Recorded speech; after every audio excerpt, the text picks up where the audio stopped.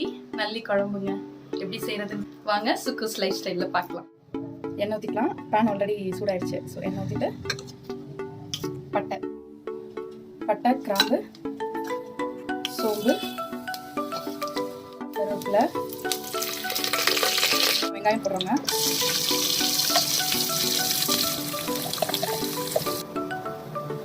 இது கூட இஞ்சி பூண்டு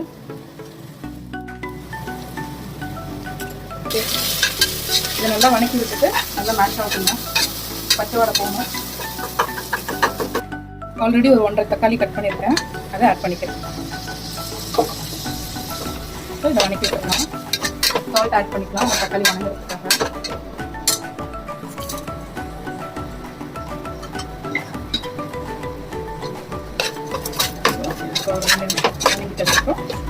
எலும்பு போட்டு நம்மளோட நல்லி போட போகிறோம். தக்காளி ஒன்று பாதிமாக வந்துருந்தா கூட ஓகே தான். மல்லித்தூள் போட்டுக்கலாம். மிளகாத்தூள் ஒரு ஸ்பூனுங்க. வணக்கும் போது கொஞ்சம் உப்பு போட்டோம். இப்போ மொத்தமாக குழம்புக்கு சேர்த்து போட்டோம். ஸோ இது ஒரு கிளறி இல்லைங்க. கிளறி விட்டு தண்ணி ஆட் பண்ணிக்கலாம். ஸோ இது ஆயிடுச்சுங்க. இப்போ கொஞ்சம் நேரம் மூடி வச்சுட்டு தண்ணி விட்டுட்டோம். அதுக்கப்புறம் தண்ணி ஆட் பண்ணிக்கலாம். தண்ணி விட்டுருக்கோம். இதை திறந்துட்டு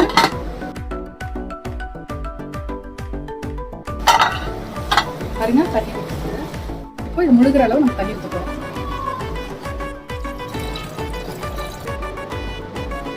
இப்போ குக்கரை மூடி நம்ம வந்து 8 விசில் விட்டுக்கலாம். ஏன்னா நல்லி வேகணும். பாருங்க நல்லா எண்ணெய் பிரிஞ்சு மேலே வந்துருச்சு. இதுக்கப்புறம் இதுலேயே தான் நான் கொதிக்க விட போகிறேன்.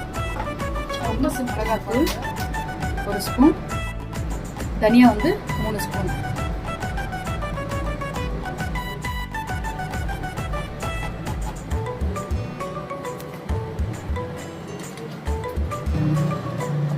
இப்போ இதை கிளறி விட்டுருக்கேன். சோம்பு போட்டு அரைச்சி வச்சிருக்கேன்.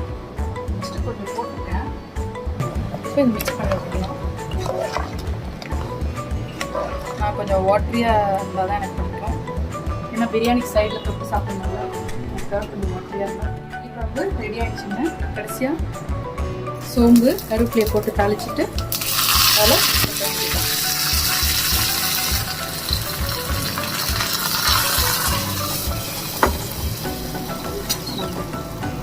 நம்ம நல்லி குழம்பு ரெடி ஆயிடுச்சுங்க. ஸோ முடிச்சாச்சு. மூடி சர்வ் பண்ணும்போது எடுத்து வச்சுக்கலாம். தேங்க்யூ.